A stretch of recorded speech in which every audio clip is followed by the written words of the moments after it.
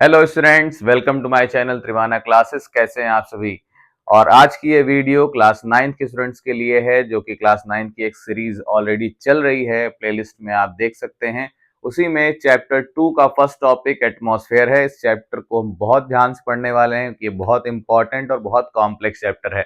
इसमें आप पढ़ेंगे atmosphere, atmospheric layers, weather, climate, seasons और साथ साथ climate change and carbon footprint जैसे इंपॉर्टेंट टॉपिक्स हम देखने वाले हैं।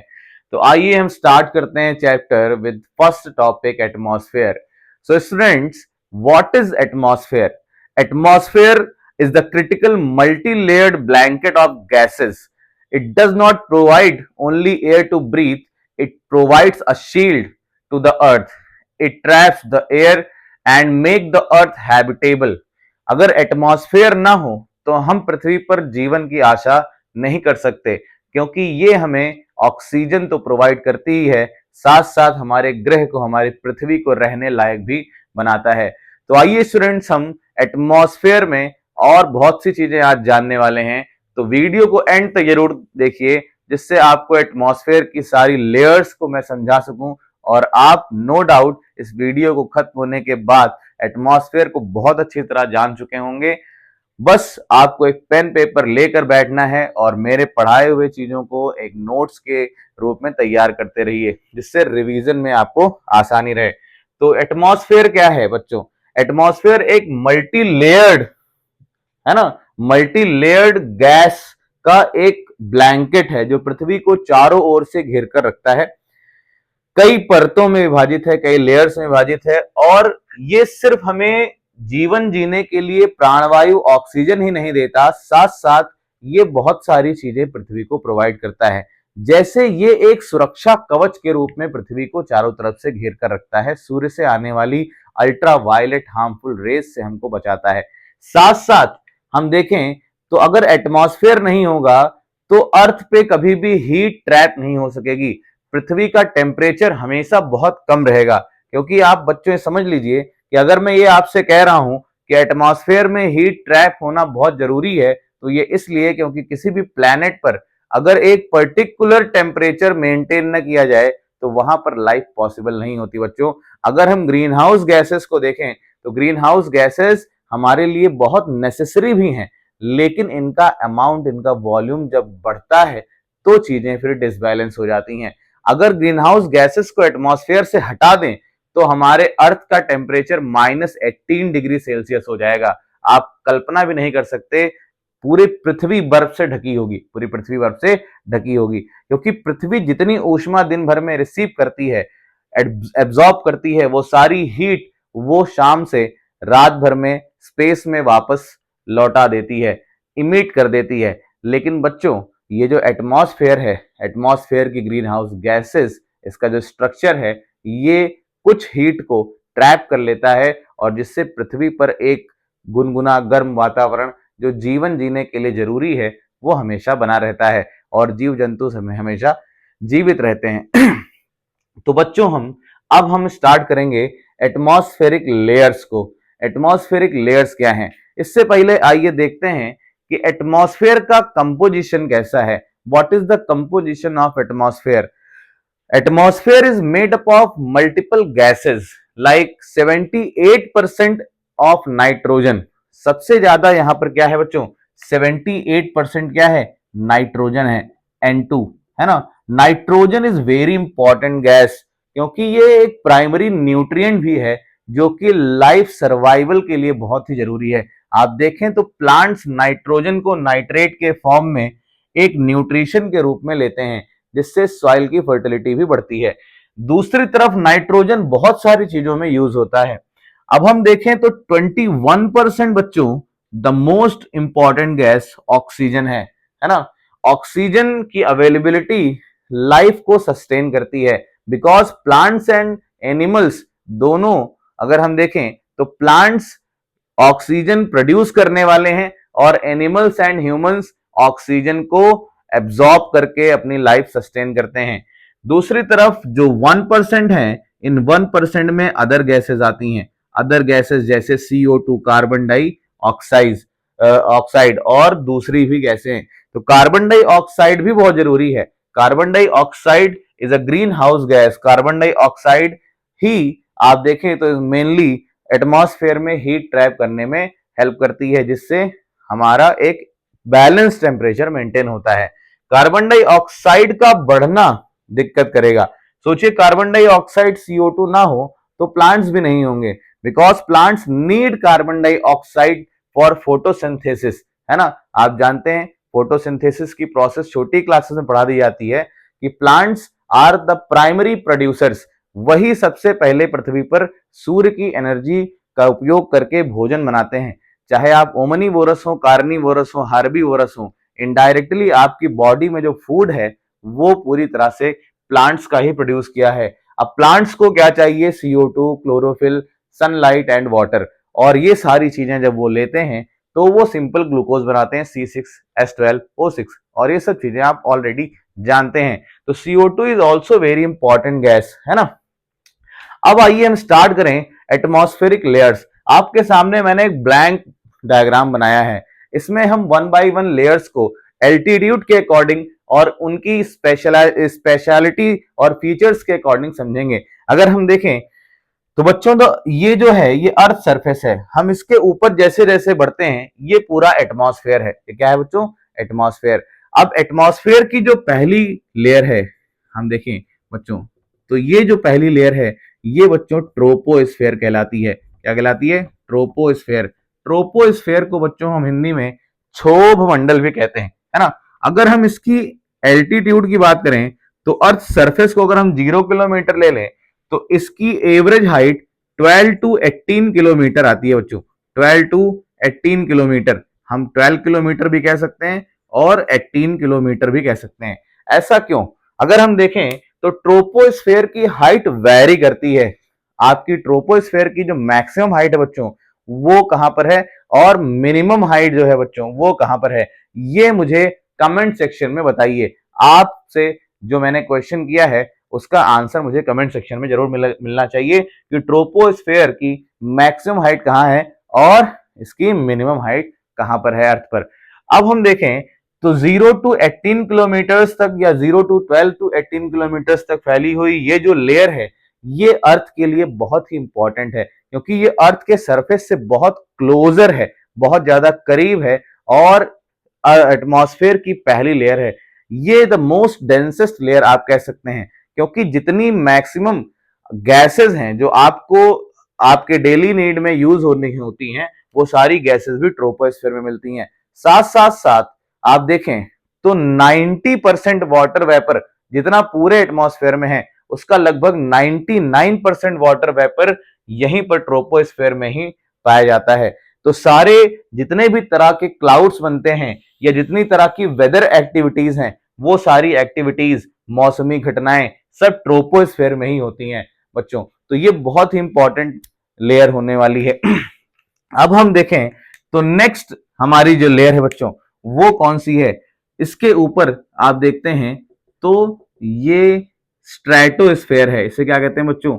स्ट्रेटोस्फेयर। स्ट्रेटोस्फेयर बेटा देखिए इसको हम समताप मंडल भी कहते हैं, समताप मंडल। लेकिन उससे पहले मैं दिखाऊंगा कि ट्रोपोस्फेयर और स्ट्रेटोस्फेयर की बाउंड्री पर यहां पर आप देखेंगे तो बच्चों ये देखिए ये एक डिसकॉन्टिन्यूटी है। जैसे मैंने आपको इंटीरियर ऑफ द अर्थ में बताया था, ये एक तरह का ट्रांजिशन जोन है जो ट्रोपोस्फेयर और स्ट्रेटोस्फेयर को मिलाता भी है और दोनों को अलग भी करता है।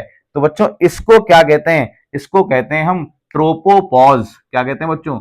याद रखिए बहुत इंपॉर्टेंट फैक्ट है, इसे कहते हैं बच्चों ट्रोपोपॉज। क्या कहते हैं? ट्रोपोपॉज। अब ट्रोपोपॉज का कॉन्सेप्ट क्या है मैं समझाऊं तो जैसे आप अर्थ सरफेस से ऊपर ट्रोपोस्फेयर की तरफ बढ़ते हैं तो यहां देखिए बच्चों टेम्परेचर कॉन्टिन्यूसली क्या होता है? घटता है। याद रखिए अर्थ सरफेस पे ट्रोपोस्फेयर में एल्टीट्यूड के साथ टेम्परेचर बच्चों घटता है, लेकिन जब आप स्ट्रेटोस्फेयर में आते हैं तो ट्रोपोपॉज से ये कंडीशन चेंज हो जाती है। यहां से जैसे जैसे आप ऊपर की तरफ बढ़ेंगे यहां क्या होगा बच्चों? यहां टेम्परेचर बढ़ेगा। क्या होगा? बढ़ना स्टार्ट हो जाएगा।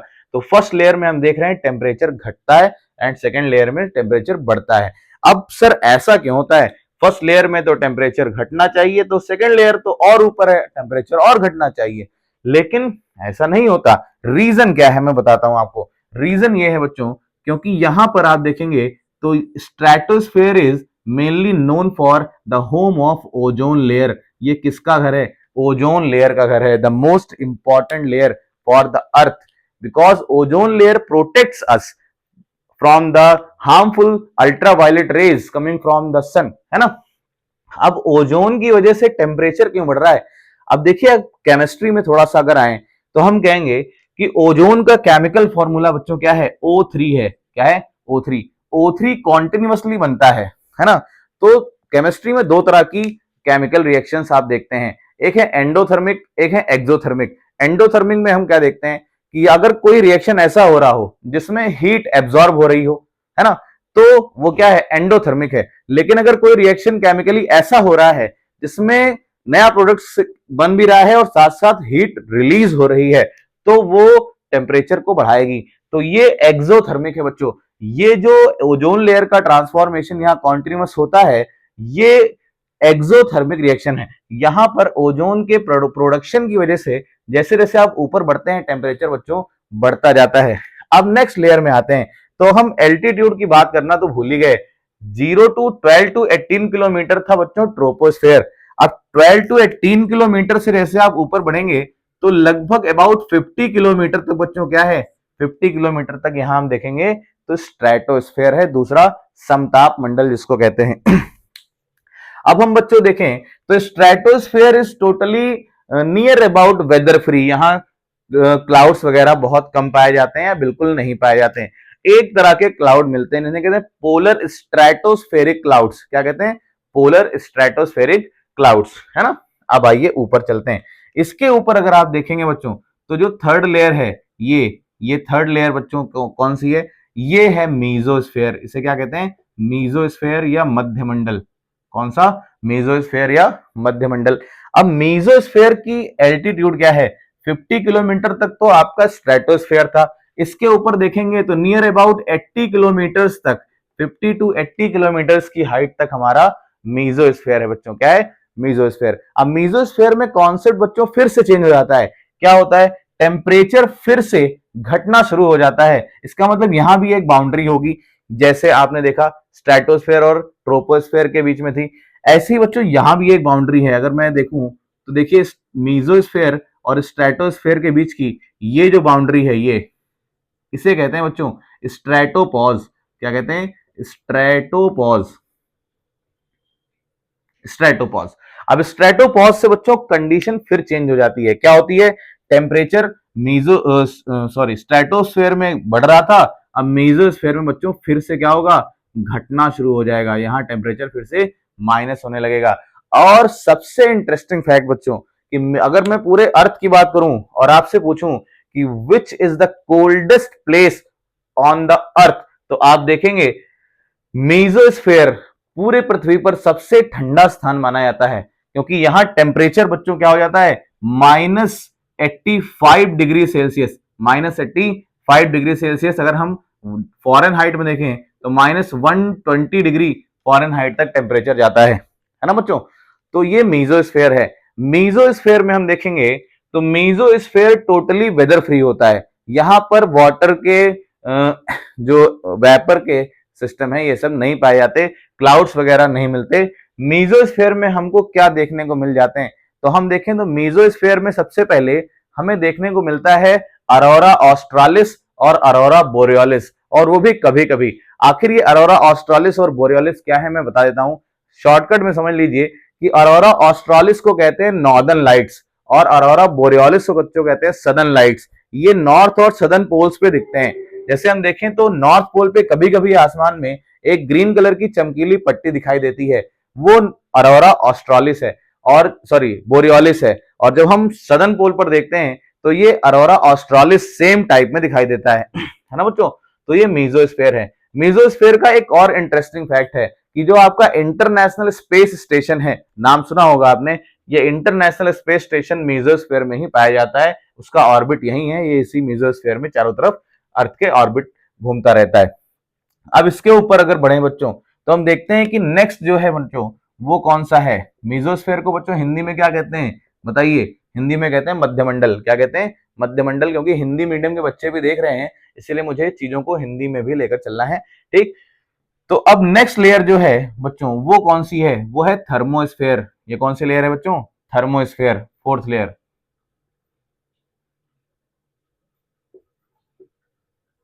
थर्मोस्फेयर, थर्मोस्फेयर जिसे हम ऊष्म मंडल भी कहते हैं या ताप मंडल। कौन सा? ऊष्म या ताप मंडल। तो पहला हो गया स्ट्रोपोस्फेयर, फिर हो गया स्ट्रेटोस्फेयर, फिर हो गया मीजोस्फेयर, फिर हो गया थर्मोस्फेयर, है ना बच्चों। अब थर्मोस्फेयर की हाइट क्या है? तो हमने देखा था 80 किलोमीटर तक तो हमारी मेसोस्फेयर हो गई। इसके ऊपर बढ़ेंगे तो लगभग 700 किलोमीटर तक आपका क्या है बच्चों? थर्मोस्फेयर है।